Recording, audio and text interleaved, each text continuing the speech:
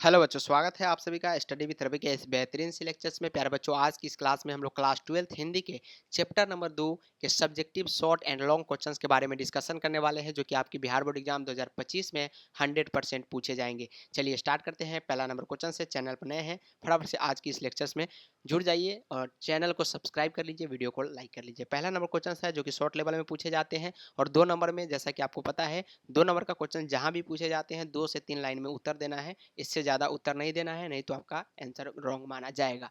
क्योंकि short questions होते हैं, उसमें आप रामायण बिल्कुल भी नहीं लिख सकते, तो ज़्यादा उम्मीद रखें कि ज़्यादा से ज़्यादा आप लोग शॉर्ट में उसका आंसर दिया करें।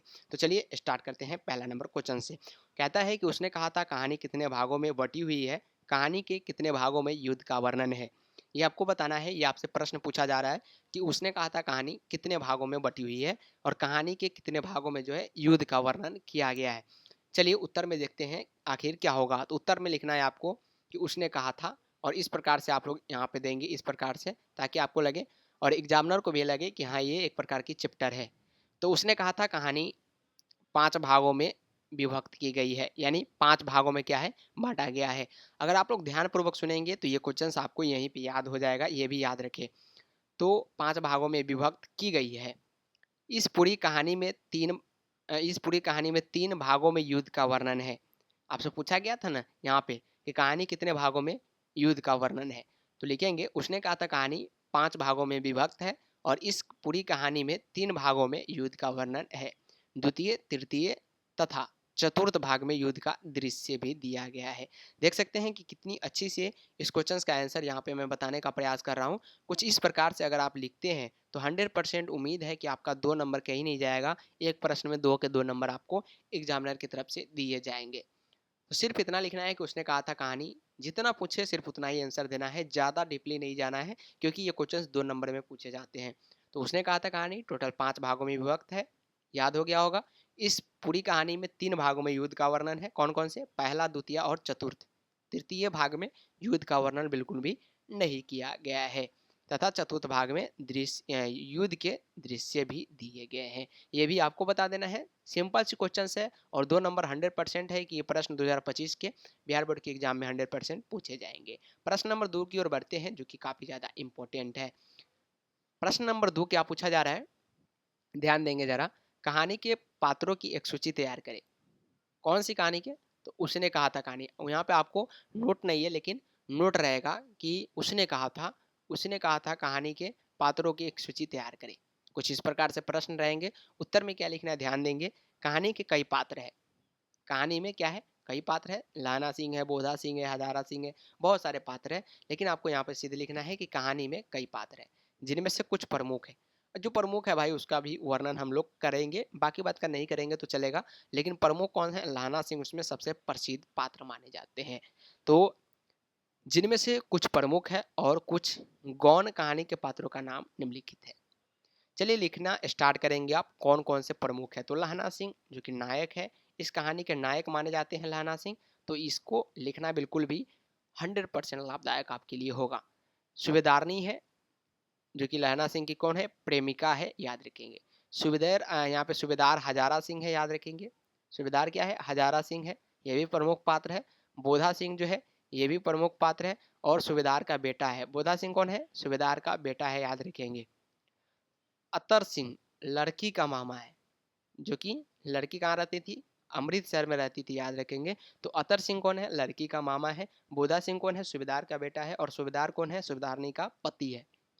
और महा सिंह जो कि एक प्रकार की सिपाही के रूप में तैनात है। और बजीरा सिंह जो है ये सिपाही है, इसका भी वर्णन काफी बार किया गया और महासिंह का वर्णन किया गया। और लपटन साहब आदि भी इस पात्र में है। तो जो प्रमुख पात्र थे हमने लिखने का प्रयास किया यहाँ पे। आप लोग इसका स्क्रीनशॉट ले सकते हैं, स्क्रीनशॉट लेके फटाफट से नोट कर लेंगे। नोट करना बिल्कुल इंपॉर्टेंट है। नोट कर ले कहाँ पे? कॉपी में नोट करने का आप लोग प्रयास करेंगे। तो चलिए फटाफट से, उम्मीद है कि इस क्वेश्चन का आप लोग यहाँ पे स्क्रीनशॉट ले लिए होइएगा। चलते हैं तीसरा नंबर क्वेश्चन की ओर। तीसरा नंबर सवाल क्या है कि लहना सिंह का परिचय अपने शब्दों में दे। किसका परिचय देना है? लहना सिंह का परिचय देना है अपने शब्द में। यहाँ पे साफ साफ कहा गया है कि अपने शब्द में देना है, मतलब कि आम भाषा में देना है आपको। किताबी ज्ञान बिल्कुल भी नहीं रटना है, याद रखेंगे, आम भाषा में देना है। तो लिखेंगे लहना सिंह एक क्या है, वीर सिपाही है, जैसा कि उसमें दिया भी गया है। लहना सिंह क्या है, एक प्रकार का वीर सिपाही है। वो उसने कहा था कहानी का प्रमुख पात्र तथा नायक है। उसने कहा था कहानी का क्या है, प्रमुख पात्र है और नायक है। लेखक ने कहानी में उसके चरित्र को पूरी तरह उभारा है। किसने उभारा है, लेखक ने उभारा है, याद रखेंगे। लेखक ने उसकी कहानी में जो है चरित्र के बारे में भी पूरी तरह से व्याख्या किया है, यानी उभारा है। कहानी में उसके चरित्र की निम्नलिखित विशेषताएं उभर कर सामने आती है। ये क्वेश्चंस उम्मीद है कि 5 नंबर वाले सवाल में पूछे जाएंगे, क्योंकि थोड़ा लॉन्ग क्वेश्चंस होता है। लहना सिंह का परिचय जो है ये 5 नंबर क्वेश्चंस में पूछे जाते हैं। पहला नंबर पॉइंट में लिखेंगे लहना सिंह के बारे में कि कहानी का नायक है, तो किस प्रकार का नायक है। कहानी का समस्त घटनाक्रम लहना सिंह के आसपास घटती है। मतलब जिस भी लाइन में आप जाएंगे उस लाइन में आपको देखने को मिलेगा लहना सिंह, यानी कहानी का समस्त घटनाक्रम, जो भी घटना इस कहानी में हो रही है वो सभी लहना सिंह के आसपास घट रही है, जिससे यह स्पष्ट होता है कि वह कहानी का प्रमुख पात्र एवं नायक है। तो इस प्रकार से आप लिख सकते हैं पहला नंबर पॉइंट देके, तो ये काफी आपके लिए इंपॉर्टेंट रहेगा। दूसरा नंबर क्वेश्चन क्या है, सॉरी इसी का दूसरा नंबर पॉइंट क्या है कि सच्चा प्रेमी है। लहना सिंह एक सच्चा प्रेमी भी है। बचपन में उसके हृदय में एक अनजान भावना से जन्म लिया जो प्रेम था। यद्यपि उसे अपना प्रेम न मिल सका, लेकिन फिर भी उसने सच्चाई से उसे अपने हृदय में बसाए रखा। तो ये भी दूसरा पॉइंट आपके लिए हो सकता है। उम्मीद है कि ये 5 नंबर से कम वाले क्वेश्चंस में बिल्कुल नहीं पूछे जा सकते। बहादुर तथा निडर भी था। जैसा कि आपने देखा जर्मनी के साथ जब लड़ाई हुई थी लहना सिंह के साथ, तो बहुत से सैनिकों इन्होंने मार गिराया था। तो बहादुर भी था और निडर भी था। लहना सिंह बहादुर तथा निडर व्यक्तित्व का स्वामी है। तभी वो बैठे रहने से बेहतर युद्ध को समझता है। कहते हैं लहना सिंह कि बैठे रहने से अच्छा है कि युद्ध में दौड़ पड़ो और लड़ाई स्टार्ट करो। चौथा नंबर पॉइंट में लिखना है कि चतुर। चतुर मतलब क्या होता है, चालाक होता है। तो लैना सिंह बहादुर होने के साथ साथ काफी चतुर भी है, इसलिए उसे लपटन साहब के नकली होने का शक हो गया। जब लपटन साहब इनके झोपड़ी में आए थे नकली बन के, तो इनको शक हो गया किनको, लहना सिंह को, और उसने चतुराई से उसका भाड़ा फोड़ दिया और उनको मार गिराया। तो ये चौथा नंबर पॉइंट में। और 5वां नंबर पॉइंट ज़्यादा से ज़्यादा तो 5 नंबर पॉइंट तक आप लिख सकते हैं। इससे ज़्यादा 5 नंबर क्वेश्चंस में भी लिखने का प्रयास न करें तो ही अच्छा है। सहानुभूति तथा दयालुपन भी है इनके अंदर। ऐसा नहीं है कि सिर्फ युद्ध के ही स्वभाव से ये जन्म लिए हैं, इनके अंदर सहानुभूति भी है, दयालुपन भी है। लहना सिंह के चरित्र में सहानुभूति तथा दया भाव भी विद्यमान है, इसलिए वह भीषण सर्दी में भी अपने कंबल और जर्सी बीमार बोधा सिंह को दे देता है। और इतना ही नहीं, ये इनकी प्रेमिका कहती है कि जाओ मेरे पति और बेटे को रक्षा करना, तो ये अपने ऊपर गोलियां खाते हैं और वो दोनों को बचा लेते हैं। तो उनके अंदर सहानुभूति और दयालुपन भी बहुत ज़्यादा है। तो 5 नंबर के क्वेश्चन में इसको आप रेडी कर लीजिए बिल्कुल। ये क्वेश्चन आपसे 100% जो है 2025 के इस बोर्ड में पूछे जाएंगे, क्योंकि काफ़ी अच्छे तरीके से इस क्वेश्चन को बनाया गया है। चलते हम लोग चौथा नंबर सवाल की ओर। तो 3 नंबर क्वेश्चन तो 100% समझ में आ गया होगा जिस प्रकार से हम यहाँ पे डिस्कशन कर रहे हैं। और चौथा नंबर क्वेश्चन है कि पाठ से लहना और सूबेदारनी के संवादों का एकत्र करें।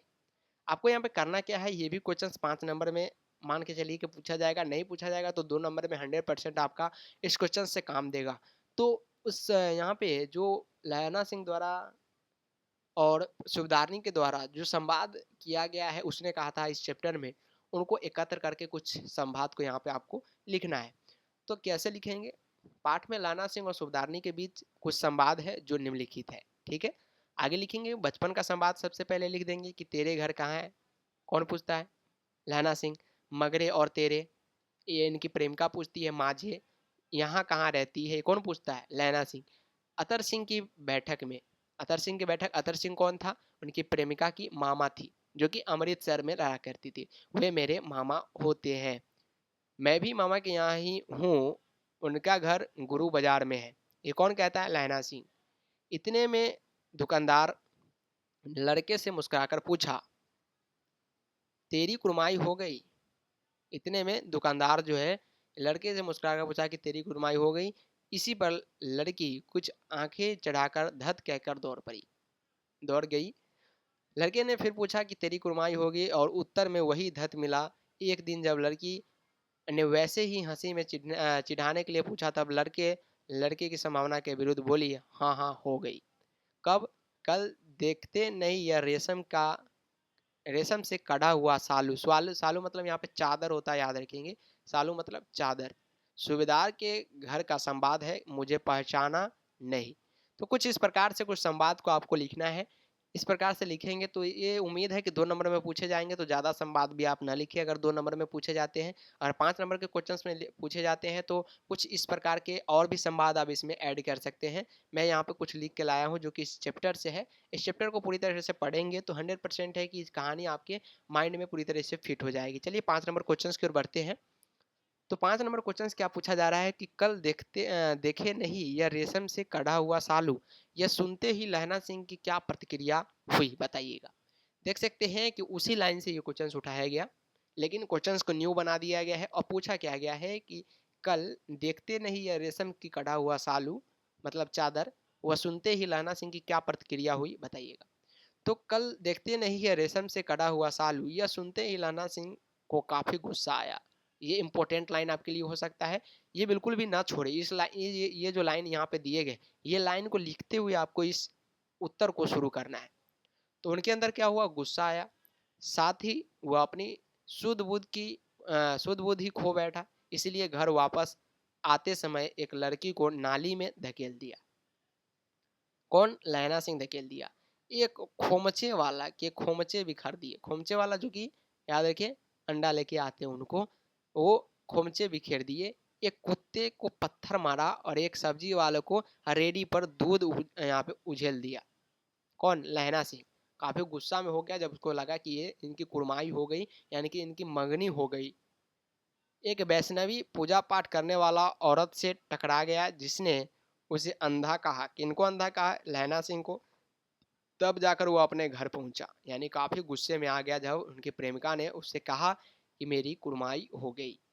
6 नंबर क्वेश्चन आज का ये शायद लास्ट क्वेश्चन होगा इस चैप्टर के लिए भी। तो काफी 6 नंबर क्वेश्चन एक चैप्टर से काफी होते हैं और 100% इस प्रकार से प्रश्न आपसे पूछे जाएंगे। चलिए 6 नंबर क्वेश्चन को भी सॉल्व करने का प्रयास करते हैं। जारा क्या है, मौत है और निमोनिया से मरने वालों को मुरब्बे नहीं मिला करते। वजीरा सिंह के इस कथन का क्या आशय है, ये आपको बताना है। तो उम्मीद तो ये है कि आप लोगों ने इस चैप्टर को पढ़ा होगा, लेकिन इस पॉइंट में आपका बिल्कुल माइंड नहीं गया होगा, क्योंकि ये माइंड अच्छे अच्छे चीज़ों को जल्दी ग्रहण करता है, लेकिन इस प्रकार के जो जारा क्या है, ये कुछ वर्ड जो होते हैं ये जल्दी फिट नहीं हो पाते। तो चलिए यहाँ पे हम फिट करने का प्रयास करते हैं। लास्ट क्वेश्चन है, अच्छे से डिस्कशन करने का प्रयास करते हैं। उत्तर में क्या लिखना है कि जारा क्या है, मौत है और निमोनिया से मरने वालों को मुरब्बे नहीं मिला करते। वजीरा सिंह के इस कथन का आशय है कि वहाँ युद्ध के मैदान में अत्यधिक ठंड पड़ रही है। ठंड पड़ रही है कहाँ पे, युद्ध के मैदान में, जिस कारण ऐसा लगता है कि मानो उसकी जान ही निकल जाएगी। वैसे भी इस स्थिति में इतने लोगों को निमोनिया हो रहा है कि उन्हें मरने के लिए स्थान भी नहीं मिल रहा। ये कौन कह रहा है, तो ये कह रहा है यहाँ पे वजीरा सिंह। तो ये 6 नंबर क्वेश्चन था, उम्मीद है कि समझ में आ गया होगा। टोटल के टोटल इस चैप्टर से 6 क्वेश्चन उठाए गए। कुछ क्वेश्चन ऐसे थे 2 या 3 क्वेश्चन जो कि 5 नंबर में भी पूछे जा सकते हैं, बाकी बात 2 नंबर में तो पूछे जाएंगे ही। तो इस प्रकार के प्रश्न आपको कैसा लगा कमेंट करके जरूर बताएं। साथ ही साथ आज के इस लेक्चर्स को ज़्यादा से ज़्यादा शेयर करें सभी ग्रुप में, जो कि 2025 के लिए चल रही है। साथ ही साथ अपना अपना फीडबैक कमेंट बॉक्स में देने का प्रयास करेंगे। तो मिलते हैं फिर से अगले क्लास में अगले चैप्टर्स के साथ, तब तक के लिए बाय बाय, टेक केयर। जय हिंद एंड जय भारत।